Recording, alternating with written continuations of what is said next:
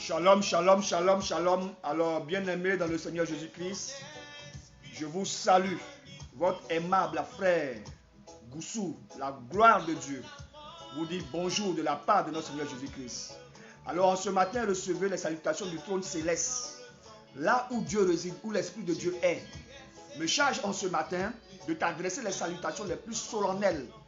Toi qui recherches sa grâce, toi qui recherches sa révélation, c'est à toi que le salut est adressé.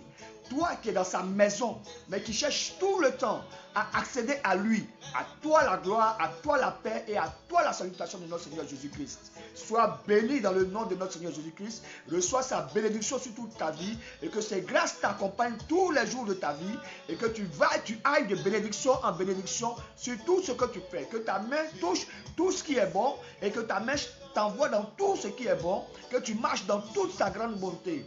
Alors frère, je vais te parler aujourd'hui d'un sujet qui est vraiment d'une importance capitale.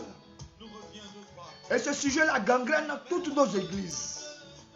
Oui, j'ai mal au cœur quand j'en parle. Quand j'en parle, c'est ainsi comme c'était une goutte d'eau versée dans la mer. Mais je voudrais que cette goutte d'eau-là aujourd'hui devienne la principale partie.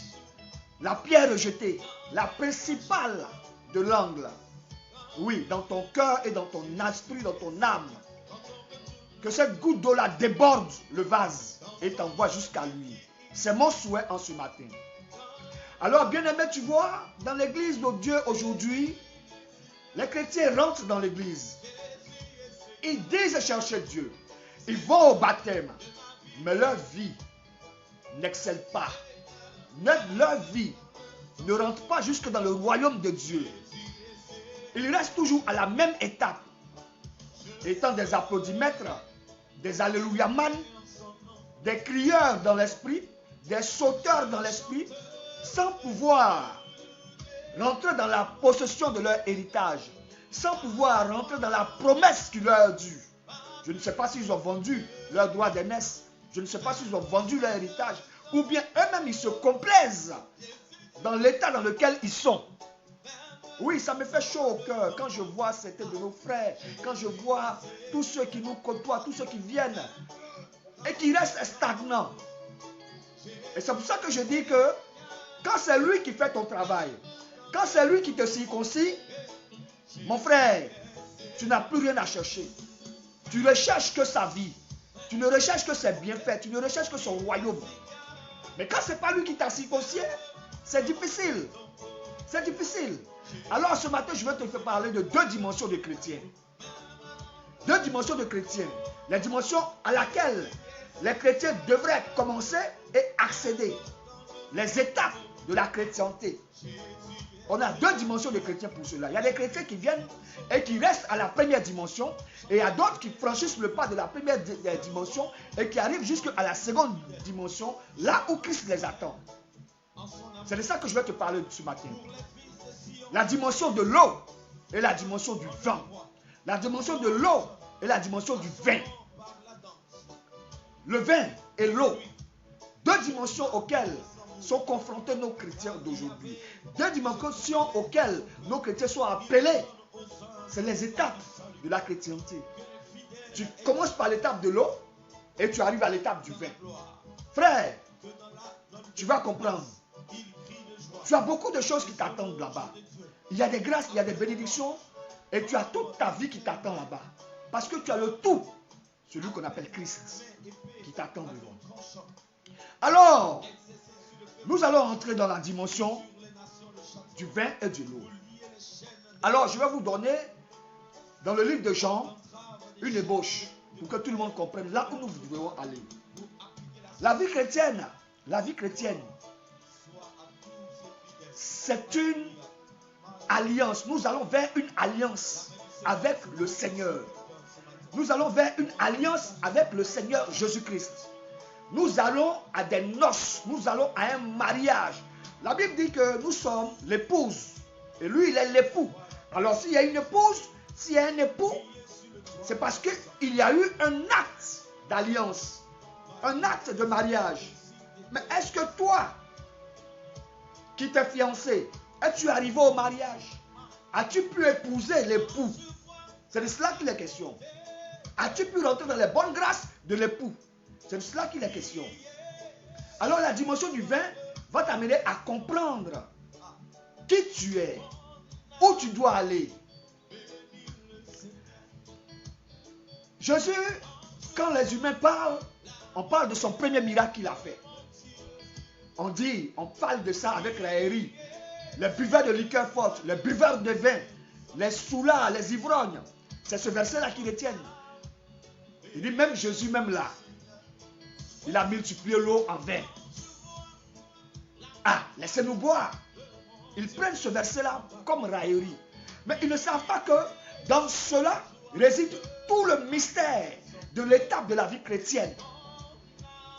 Dans les noces de Cana, en dedans, Dieu a enfoui un mystère. Et s'il vous donne la révélation de ce mystère, vous allez comprendre beaucoup de choses. Il ne s'agit pas seulement de la multiplication du vin. C'est une paraphrase. Mais il y a plus en bas. Tout ce que Jésus fait est mystère. Car lui-même, il est mystère. Tout ce qui vient du ciel est mystère. Le spirituel, ce n'est pas le charnel. Mais les chrétiens sont charnels. Tous sont charnels. Tous vivent dedans d'une manière charnelle. Mais quels sont ces chrétiens-là qui ont tout reçu et que tout marche sur eux? Vous qui avez reçu tout pouvoir pour marcher sur tout, mais c'est le tout qui marche sur vous. Rentrez dans le spirituel. Jésus vous appelle à rentrer dans le spirituel. Christ vous appelle à rentrer dans le spirituel. Jésus vous appelle à rentrer dans le spirituel. Il ne vous appelle pas à rester dans les choses charnelles. Non, le chrétien n'est pas subjectif, il n'est pas charnel. Il est appelé au spirituel. Du charnel, il rentre au spirituel. De l'eau, il va au vin. Tu es appelé aux noces de Cana. Jésus t'appelle aux noces de Cana. Alors, dans le livre de Jean, il est dit, prenez Jean 2, nous allons lire le livre de Jean, au 2e chapitre. 3 jours après, il y eut des noces à Cana, à Galilée. La mère de Jésus était là. Et Jésus fut aussi invité aux noces avec ses disciples. Jésus fut aussi invité aux noces avec ses disciples. Le vin ayant manqué, la mère de Jésus lui dit, ils n'ont plus de vin. Ils n'ont plus de vin. Jésus lui répondit, femme, qu'y a-t-il entre toi et moi? Mon heure n'est pas encore venue. Sa mère dit au serviteur, faites ce qu'il vous dira. Faites ce qu'il vous dira.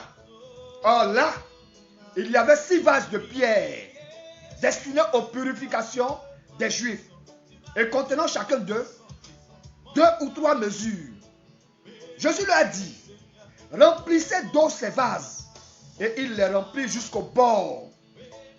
Puisez maintenant, leur dit-il, et portez-en à l'ordonnateur du repas. Et ils l'emportèrent. Quand l'ordonnateur du repas eut goûté l'eau changée en vin, ne sachant pas d'où venait ce vin, tandis que les serviteurs, les disciples savaient d'où l'eau venait, ceux qui avaient puisé savaient d'où l'eau venait, il dit, tout homme sert d'abord le bon vin, puis le moins, après qu'on s'est enivré. Toi, tu as gardé le bon vin jusqu'à présent. Tel fut à Cana le premier miracle de Jésus-Christ. Voilà Jésus qui arrive à Cana. Il est invité à des noces, à une cérémonie de mariage. Et il arrive, le vin vient à manquer. Sa mère lui dit de faire quelque chose. Alors, Jésus va faire là un miracle, mais un miracle qui est comporté de mystères. Il y avait 6 vases de pierre qui étaient utilisés pour la purification des Israélites, des Juifs. Avant d'entrer dans les maisons, avant d'entrer dans les tabernacles, ils se purifiaient, ils se lavaient les mains et les pieds afin de se trouver purs.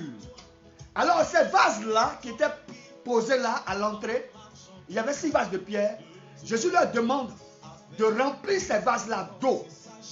De remplir ces vases-là d'eau jusqu'au bord. Quand ils ont fait cela, Jésus a changé l'eau qui était dans ces vases-là en vin. Il a fait le miracle. De l'eau, nous sommes passés au vin. Alors, bien aimé, mais pourquoi? Il aurait pu changer l'eau en d'autres choses qui auraient pu manquer. Il y avait plusieurs boissons, mais il a fait ça. Parce que tout ce qu'il fait est mystère. Il faut rentrer dans la dimension de ces mystères pour comprendre. Nous sommes là à des noces. Je vous dis que nous sommes à des noces, c'est une cérémonie de mariage. Là où deux êtres vont s'allier. Alors, que fait Jésus là? Il prend l'eau et il change l'eau en vin. Mais l'eau, c'est quoi? L'eau, c'est d'abord source de vie. L'eau, c'est source de vie d'abord. Si tu ne le sais pas. L'eau, c'est une source de vie. Partout où il y a l'eau, il y a la vie. Les scientifiques, quand ils veulent chercher une trace de la vie, ils cherchent d'abord la trace, la présence de l'eau. Quand ils voient l'eau, on sait que là, on peut y vivre. Parce que l'eau est source de vie.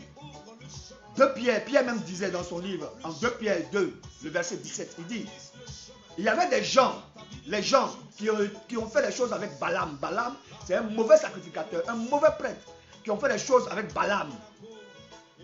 Ils se sont détournés de la voie de Dieu. Ils ont perdu la vie de Dieu. Ils ont perdu la bonne étoile que Dieu avait déposée sur eux, la grâce de Dieu sur leur vie. Alors, ici, Pierre dit que ces gens-là sont des fontaines sans eau. En 2 Pierre 2, 17, Pierre dit, ces gens-là, ce sont des fontaines sans eau. Avez-vous déjà vu une fontaine sans eau? On ne l'appelle plus fontaine. Une fontaine est faite pour avoir de l'eau. Pour qu'on vienne y puiser de l'eau. Mais ceux-là, ce sont des gens, ce sont des fontaines sans eau. Des fontaines qui ont tari, qui n'ont pas de vie en elles. C'est ce que Pierre dit. Il dit, ils sont semblables à des nuées que chasse un tourbillon. Et l'obscurité des ténèbres leur est réservée. L'obscurité des ténèbres leur est réservée. Oui. L'obscurité des ténèbres est réservée à ces gens-là. Vous comprenez? C'est pour dire que l'eau, d'abord, est source de vie. Sans l'eau, il n'y a pas de vie. Il n'y a pas de vie. Il n'y a pas de vie. Sans l'eau, il n'y a pas de vie. Mais, ces gens-là, est-ce qu'ils aspiraient à la vie? Non. Ils se contentaient de leur médiocrité. Ici, à Cana, Jésus veut nous amener à une dimension supérieure. Jésus veut nous amener à changer notre eau en vin.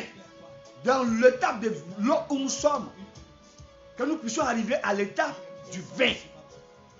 Il est possible. Il nous amène dans la possibilité que l'eau peut être changée en vin.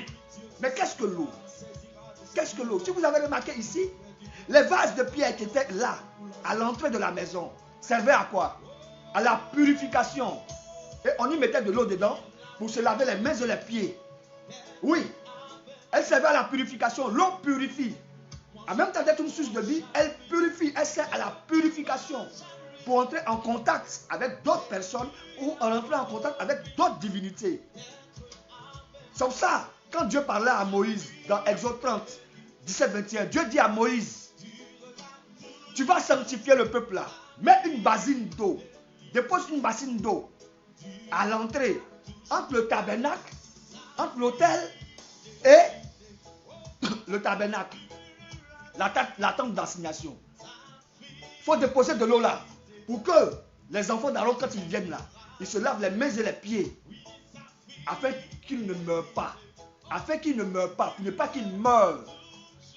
Alors, l'eau servait de purification. Pour être trouvé pur. Quand tu vas servir ton Seigneur, quand tu vas voir quelqu'un, toi-même pour être pur, il fallait laver les vêtements, se mettre propre pour aller à la rencontre de Dieu. L'eau servait à la purification. En même temps, étant source de vie, l'eau est source de purification. L'eau représente l'état initial du chrétien. Quand le chrétien vient à Christ, il trouve l'eau. Il trouve l'eau. Et il est dans l'état de l'eau. Alors, est-ce qu'il va rester éternellement dans l'état de l'eau? Non. Il ne va pas rester éternellement dans l'état de l'eau. Il doit évoluer. Il doit quitter l'état de l'eau pour aller devant. Il doit connaître la dimension du vin. On ne reste pas seulement dans l'état de l'eau. La dimension du vin, c'est quoi? Regardez ce que Jésus dit en Matthieu 26. Nous allons prendre le verset 26 jusqu'au verset 28.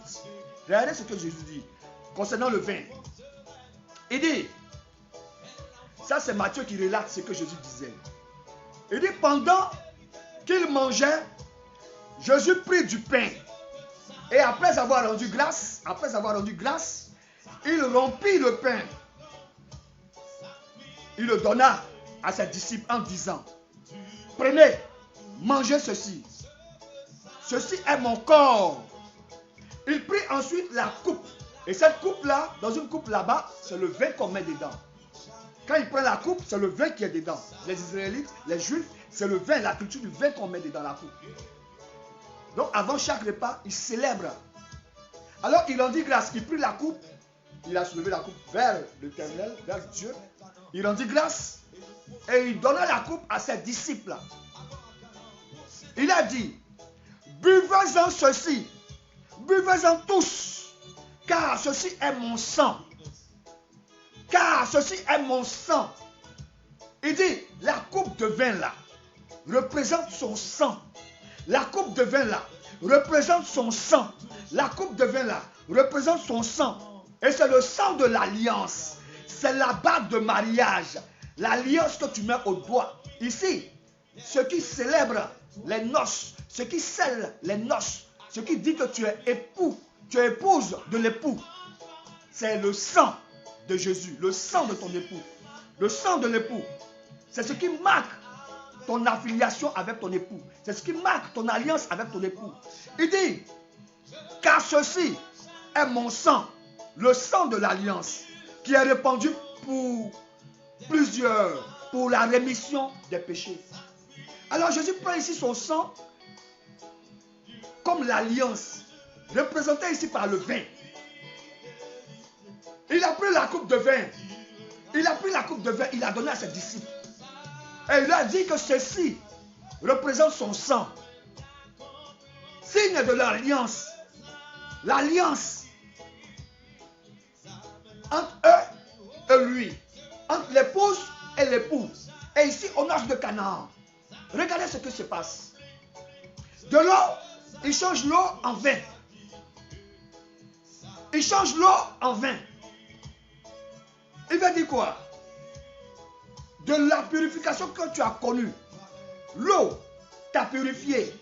L'eau a été une source de vie pour l'eau. Tu es arrivé à l'étape de l'eau. Tu as connu l'eau. Tu es entré dans le baptême. On t'a baptisé. Ça, c'était les fiançailles. C'était les fiançailles. Tu dois arriver au mariage. Tu dois arriver aux noces. Et pour cela, tu dois rentrer dans la dimension du vin. La dimension du vin, c'est la dimension du sang de Jésus. Tu dois rentrer dans la dimension du sang de Jésus. Tu dois arriver au calvaire. Tu dois arriver au calvaire. Le sang de Jésus sort du calvaire. Le sang de Jésus sort de Golgotha. Depuis Gethsemane. Son sang, sa sueur a été changée en sang. Le processus a commencé depuis Gethsemane jusqu'à Golgotha. Il y a eu effusion de sang. Et tu dois rentrer dans cette alliance-là. Tu dois arriver dans l'alliance du sang. Ça veut dire quoi? Tu dois rentrer dans le chemin du calvaire. Seul le chemin du calvaire te conduit à Jésus. Parce que c'est l'alliance. C'est là-bas qu'il met la bague à ton doigt. C'est là-bas qu'il met la bague à ton doigt. Sans arriver à l'alliance, sans arriver au sang, tu n'as pas la bague dans ton doigt. Tu n'es pas épouse. Tu comprends, chrétien? Tu n'es pas épouse. Il te faut le sang de Jésus.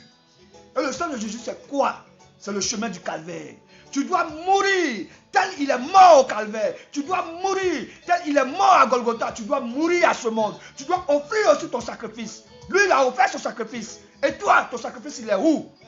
Il a déjà fait son sacrifice à la croix. Mais il attend toi ton sacrifice. Tu es là, tu joues. Tu aimes les choucrates. Allez là, aujourd'hui, bénédiction par là, voyage par-ci, par-là, travail par-là. Tu aimes les bassesses. Ça, c'est les bassesses de la chrétienté. Un monde supérieur t'attend au travers du calvaire, au chemin du calvaire, derrière le voile.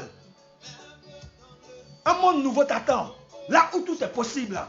Là où tu as autorité sur la maladie. Là où tu as autorité sur les situations difficiles. Là où tu as autorité sur tout ce qui se passe. Là où tu appelles à l'existence ce qui n'est pas existé. Tu comprends? Il t'attend. Il t'attend, ce monde nouveau-là, au travers du chemin du calvaire. Et là, tu passes par l'alliance. Le sang de Jésus. Le vin ici représente. Il dit, prenez-en ceci et buvez-en tous. Ceci représente l'alliance, le sang. Ceci représente mon sang, l'alliance. L'alliance. Les noces de Canaan te conduisent à l'alliance avec ton Christ, avec Christ. Passe par le chemin du calvaire qui t'attend. Le sang. Le sang. Il n'y a que par le sang qu'on est de nouveau. Il n'y a que par le sang qu'on arrive à Christ. Oui, il n'y a que par le sang qu'on arrive à Christ. Il dit, dans le livre de Jean, vous allez voir le chapitre 6 quelque part là-bas, 53. En vérité et en vérité, je vous le dis, si vous ne mangez pas la chair du Fils de l'homme, et si vous ne buvez pas son sang, si vous ne buvez pas son sang, vous n'avez point la vie en vous-même. Si vous ne buvez pas son sang, vous n'avez point la vie en vous-même. Encore il dit, je crois vers 56 là-bas, celui qui mange ma chair et qui boit mon sang, demeure en moi et moi je demeure en lui. Est-ce que tu vois le processus? Celui qui mange ma chair et qui boit mon sang, c'est alors, quand il boit mon sang, c'est alors que je suis un avec lui. Je fais une seule chair avec lui. Je suis marié à lui. Et en même temps, il est marié à mon père. Parce que moi et mon père, nous faisons un. Alors si lui et moi, on fait un, c'est que lui fait un aussi avec mon père. Voilà comment on rencontre Dieu. Voilà pourquoi on dit Jésus est le médiateur. Tu fais un d'abord avec Christ, alors c'est alors que tu fais un avec Dieu. Tu comprends, frère? Le sang. Sans le sang de Jésus, tu ne rentres pas. Rentre dans le couloir du sang.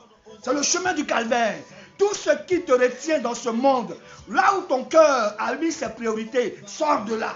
Demande au Seigneur de t'aider à sortir de là. Si c'est l'argent qui occupe la première place en toi, c'est que Christ n'est pas encore en toi. Demande au Seigneur de te fortifier et de t'enlever cet esprit de cupidité. Tu comprends? Si c'est les convoitises de ce monde qui s'imposent dans ton cœur et qui prennent la première place, enlève ça. Demande au Seigneur, prends un sac pour jeûne, jeûne, prie. Et demande à ton Dieu de te détourner de ces choses. Parce que tu vas aller au chemin du calvaire. Ta zone de confort, ce que tu fais, ce qui occupe la première place avant ton Dieu, tu dois te séparer de ça. Tu dois te séparer de ça. La première place là est pour lui. Appelle alors la révélation en lui. Appelle la révélation de lui en toi. Demande dans tes prières qu'il se révèle à toi, qu'il se fasse connaître à toi. Ce n'est pas que toi tu vas chercher à le connaître, tu vas étudier. Non. Dans tes prières, demande-lui seulement qu'il vienne se faire connaître à toi. C'est alors que tu ne vas plus fournir d'efforts. Et tout le processus va se mettre en marche. Tu comprends? Bien-aimé, le temps est grave. Le temps est grave. La dimension dans laquelle tu te trouves, tu dois évoluer et arriver à la dimension du sang. Tu dois évoluer et puis arriver à là. De l'eau. Tu rentres dans la dimension du sang. Et après la dimension du sang, c'est le Saint-Esprit maintenant qui va coordonner tout cela. Le Saint-Esprit va venir corroborer tout cela. Il va venir attester, il va venir témoigner que tu as reçu la dimension de l'eau, que tu as reçu la dimension du sang. Alors, il peut confirmer cela et il t'apporte le feu. Quand il t'apporte le feu, c'est la confirmation. Tu comprends, bien-aimé? Oui. Jean dit, Je crois que c'est dans 1 Jean quelque part là-bas. 1 Jean 5 là-bas. 1 Jean 5, le verset 6, oui. Il dit, c'est lui, Jésus-Christ, qui est venu avec l'eau. C'est lui, Jésus-Christ, qui est venu avec l'eau et le sang. Non seulement ça, il est venu avec l'eau, mais il est venu aussi avec le sang. Et c'est l'Esprit qui rend témoignage. Ce que je disais tout à l'heure. Et c'est l'Esprit qui rend témoignage. Parce que l'Esprit est la vérité. L'Esprit là, c'est la vérité. Si tu mens, l'Esprit sait. Si tu vas à l'église, tu te mens toi-même. Alors que tu vas, mais tu es encore dans le monde, l'Esprit sait. Il sait que tu n'as pas encore emprunté le couloir du calvaire. Le couloir de Golgotha. Là où on s'abandonne à Dieu. Là où on laisse ses péchés. Là où on pleure, on dépose tout à l'autel. Et on dit, oui Seigneur, je viens me donner à toi. Comme un sacrifice vivant, disait Paul. Est-ce que tu as entré dans le couloir? Est-ce que tu as emprunté le chemin du calvaire? Là où son sang t'attend, afin de te rendre agréable à lui. C'est par son sang que tu es affilié à lui. C'est par son sang que tu es marié à lui. Son sang est le signe de l'alliance. C'est ce qu'il t'a dit. Tu comprends, frère? Tu comprends?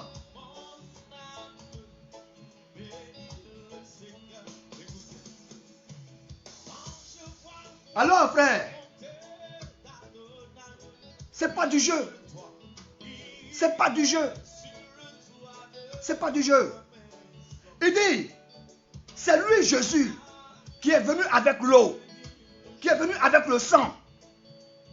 Il est venu non seulement ça avec l'eau, mais il est venu avec le sang. Et c'est l'Esprit qui rend témoignage. C'est l'Esprit qui regarde s'il y a l'eau, s'il y a le sang. C'est l'Esprit qui regarde s'il y a l'eau, s'il y a le sang. Et puis l'Esprit confirme, il met la signature, il dit Dieu valide. C'est validé, c'est validé. Mais regarde, s'il n'y a pas l'eau, il n'y a pas le sang. Il n'y a rien. Tout chrétien arrive à l'eau. Il entend la parole. Il entend la parole. Cela crée une foi en lui. Alors, il dit, mais je cherche ce Dieu-là. Il est où? Je le cherche. Il est où? Il est quelque part, il est quelque part, il est quelque part. Il est à la recherche du sang. Mais il ne veut pas rester éternellement dans la dimension de l'eau. Non. De la dimension de l'eau, on arrive à la dimension du sang. Regardez. Sur le chemin de Golgotha. Il est allé à Golgotha. Depuis Gethsemane, sa sueur a été changée en sang. Il est monté à Golgotha. Il n'était méconnaissable tellement les épines qu'on a mis sur sa tête, l'ont transpercé le crâne. Le sang dégoulinait de partout. Mais c'était l'alliance qui te donnait. C'est par là qu'il te donnait l'alliance. Ce jour-là, il était en train de te donner l'alliance. Il te donnait la bague. Il mettait la bague à ton doigt ce jour-là. Mais ta main était où? Ta main, elle est où aujourd'hui? Tous les jours, il tend son sang. Ta main, elle est où? Tu refuses d'emprunter le couloir du calvaire. Tu te complais dans ton argent. Tu te complais dans tes petites gains. Tu te complais dans tout ce que tu as eu. Tu penses que la vie s'arrête là. Et l'éternité, tu en fais quoi, frère? Tu en fais quoi?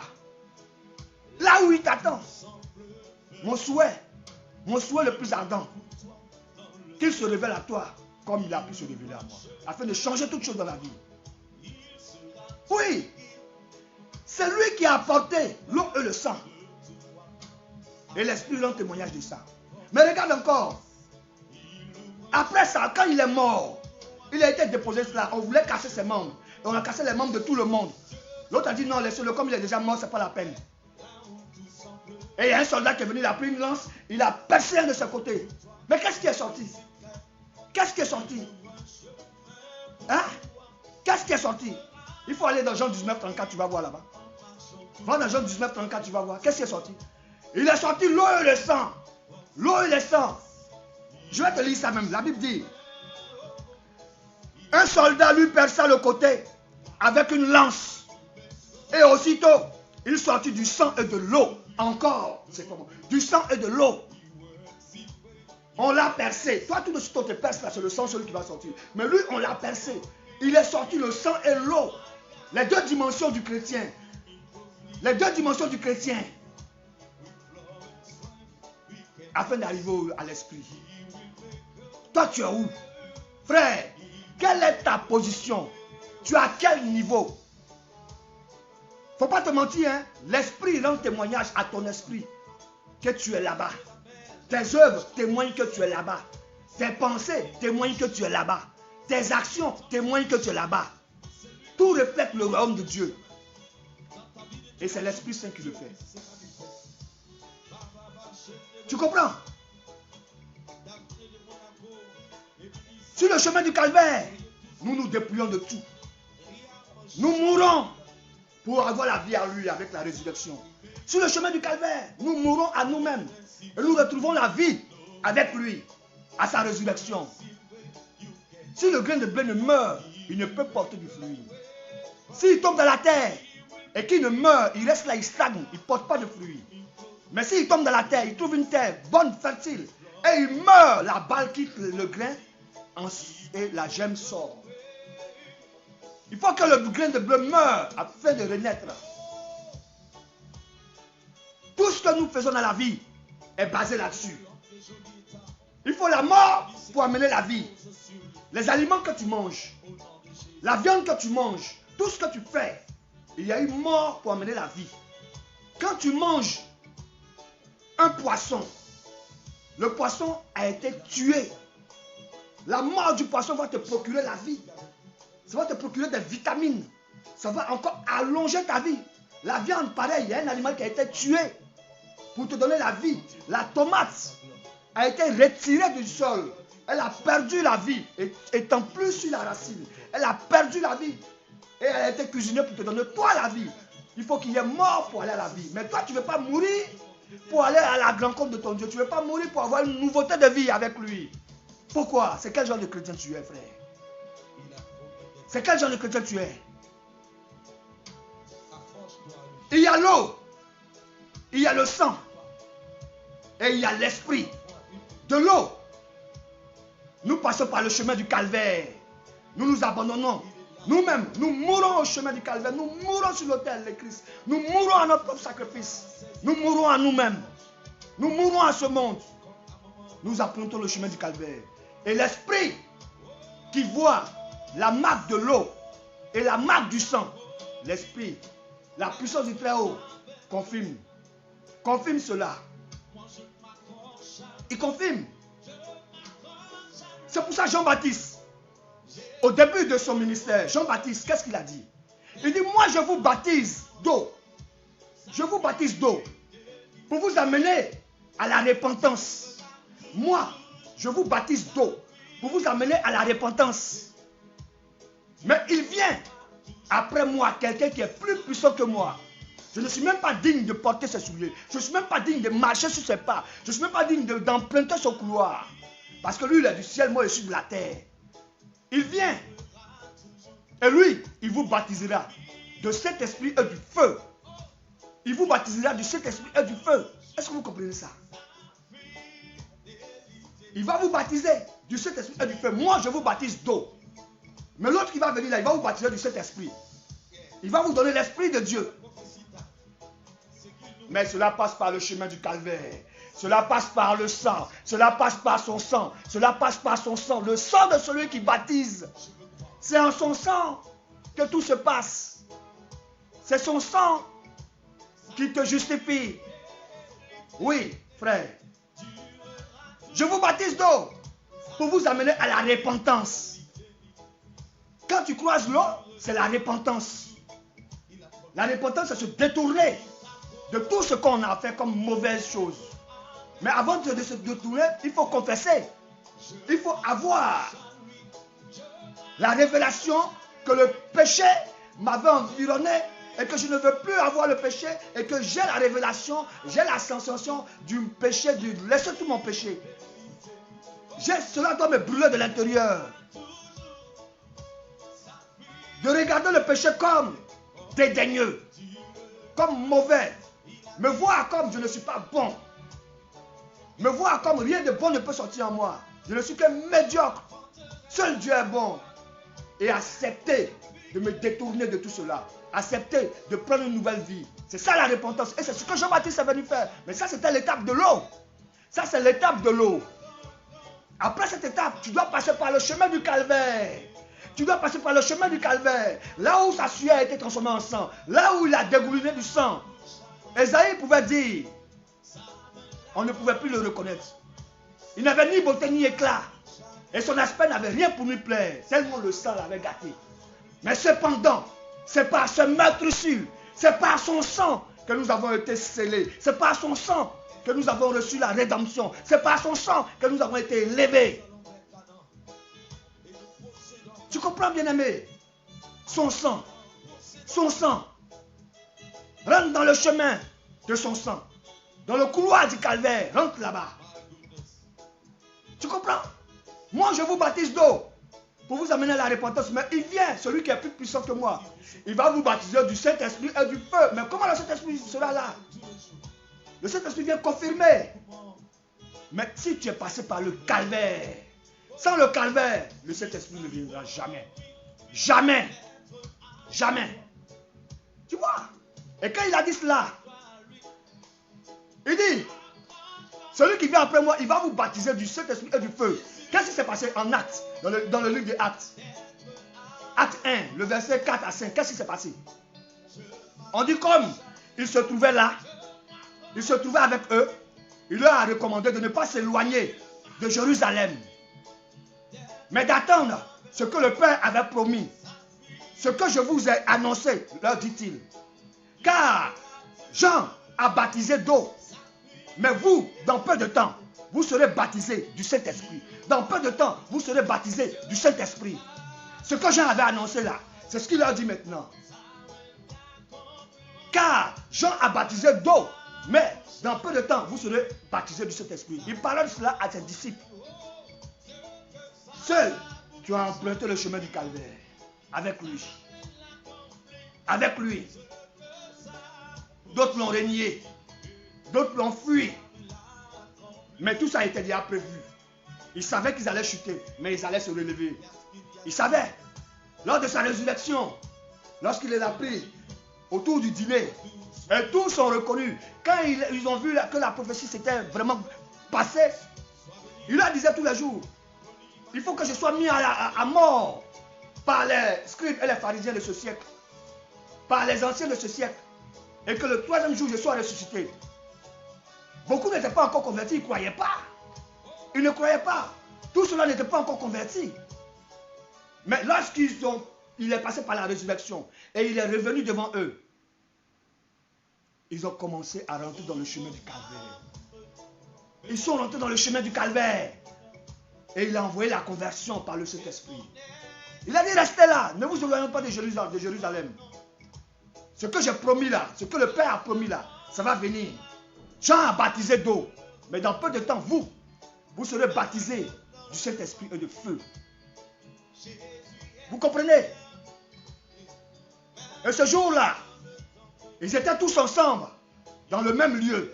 Et tout à coup, il vient du ciel un bruit, comme un vent impétueux.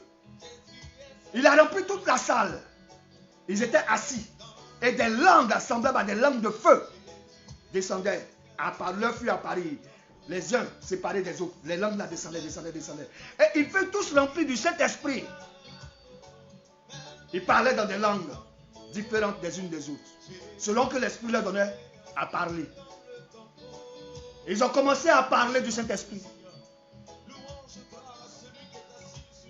Vous comprenez? Dans la dimension du vin, nous sommes proches du but. Nous avons fait le mariage. Nous rentrons maintenant dans le royaume. Oui, le vin qui représentait le sang de Jésus, signe de l'alliance, nous accorde à lui. Cela nous accorde à lui. Cela nous accorde à lui. C'est un mystère à la noce de Cana. Frère, je t'appelle. Non pas moi, non pas ma volonté, mais l'esprit qui bouillonne en moi t'appelle. T'appelle à lui. Il te demande de rentrer dans le couloir du calvaire. Il te demande, ce monde-là est doux, il est beau, il est bon. Et il y a meilleur que lui. Celui qui a créé le doux là, il est là-bas, il t'attend. Celui qui a créé le meilleur là, il est là-bas, il t'attend. Tu préfères le plat doux là que celui qui donne le doux là? Bien-aimé, quel est ton choix? Quel est ton choix? Esaïe a vendu lui son droit d'aînesse. Hein? Je ne sais pas toi c'est quoi. Pour un pot de lentilles, il s'est dépossédé de son droit d'aînesse. Il a perdu l'héritage. As-tu vendu aussi pour toi? Pour des fesses, as-tu vendu aussi? Pour des voitures, as-tu vendu aussi? Pour des maisons, as-tu vendu aussi? Pour des enfants, as-tu vendu aussi? Pour des voyages, as-tu vendu aussi? Est-ce que tu as vendu ton droit d'aînesse, bien-aimé?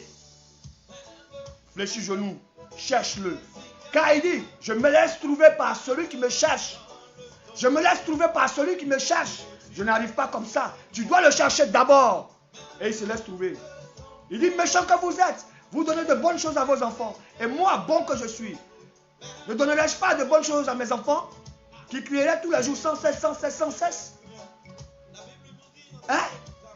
Mais criez sans cesse à lui si votre cœur est vraiment sincère. Criez sans cesse à lui. Si votre cœur est vraiment dirigé vers lui, sans cesse, sincèrement, véritablement, mais criez sans cesse à lui, il se laissera trouver. Il va se révéler à vous. Et vous allez abandonner sans effort tout le reste. Vous allez rentrer dans le royaume. C'est alors que le Saint-Esprit, qui rend témoignage de la présence de l'eau et le vin, qui rend témoignage de la présence de l'eau et le sang, confirmera. Il va vous confirmer par les miracles qui vont suivre. C'est pour ça en Marc 16, il le dit. Voici les signes qui accompagneront ceux qui auront cru. Mais cela passe par le chemin de l'eau. Et le chemin du calvaire, le chemin du vin, le chemin du sang, pour arriver au chemin du Saint-Esprit. Le baptême de feu et du Saint-Esprit. Il y a trois qui rendent témoignage. L'eau, le sang et l'esprit. Ne reste pas définitivement au stade de l'eau. Ne reste pas définitivement au stade de l'eau. Tu dois rentrer dans le couloir pour recevoir ta bague, pour recevoir ta goutte de sang. Une goutte de sang sur ta langue, une goutte de sang dans ton cœur, dans tout ton corps, te scelle à lui. Alors aujourd'hui, il te demande d'ouvrir ton cœur. Aujourd'hui, il te demande d'ouvrir ton cœur à lui. Ouvre-lui ton cœur. Il est auprès de ton cœur, il veut souper avec toi. Il est auprès de ton cœur, il veut souper avec toi. Il est auprès de ton cœur, il veut souper avec toi. Il tape, il tape, il tape. Il dit, celui qui ouvre, j'entrerai et je souperai avec lui. Celui qui ouvre, je suis à la porte de ton cœur. Je suis à la porte de ton cœur. Je veux entrer, je veux souper avec toi. Et mon Père aussi avec toi. Si tu ouvres, j'entre et je souperai avec toi. Et toi, tu deviendras comme moi. Et comme moi, je suis comme mon Père. Celui qui demeure en moi, je demeure en lui. Mais seulement, s'il mange mon corps, s'il boit mon sang, ça ne veut pas dire que tu es un cannibale. Manger son corps, cela commence par la parole. La parole, c'est son corps. S'il boit mon sang, il accepte de mourir après avoir mangé la parole. Il accepte de mourir au monde. Il accepte de mourir au monde, de se repentir, d'emprunter le couloir du sang. C'est alors que je demeure en lui et il demeure en moi. Je demeure en lui et il demeure en moi. Le Saint-Esprit faisant le travail, il demeure en lui et il demeure en moi. Mais seulement si, il mange mon corps et il boit mon sang. Tu comprends, bien-aimé? Rentre dans cette dimension-là. Rentre dans cette dimension-là. Rentre dans cette dimension-là. Dis ce jour-là. Dis ce matin, Père, je veux te connaître. Père, je veux avoir la révélation de qui tu es. Père, je m'incline. Je veux recevoir une goutte de ton sang sur ma langue. Je veux recevoir une goutte de ton sang dans mon cœur. Afin de vivre réellement ta révélation en moi. Alors, bien-aimé, que la paix de notre Seigneur Jésus-Christ soit avec toi. Que ces bénédictions te poursuivent toujours. Et que son esprit te soit dévoilé. Tous les restaurants de ta vie. Afin que tout ce que tu recherches, tu n'aies même pas l'occasion de te forcer, mais que tu l'aies. Il dit, ce n'est ni par force. Non, mais c'est par mon esprit. Cherche la voie de l'esprit. Cherche la voie de l'esprit. Deviens un véritable, sincère ami de Dieu. Car il a tant de choses à faire avec toi. Il y a des choses plus glorieuses que ce que tu vis. Dans le royaume de Dieu, il y a des choses plus glorieuses que dont tu n'as pas imaginé. La joie en Dieu est différente de la joie avec nous. Alors dans cette dimension-là, c'est la dimension de l'excellence. Il n'y a aucune dimension qui soit mise au-dessus de cela. C'est la plus grande des dimensions. Tu as ça, mais fais sortir cela. Lève-toi, sois éclairé, ta lumière arrive. Merci bien-aimé.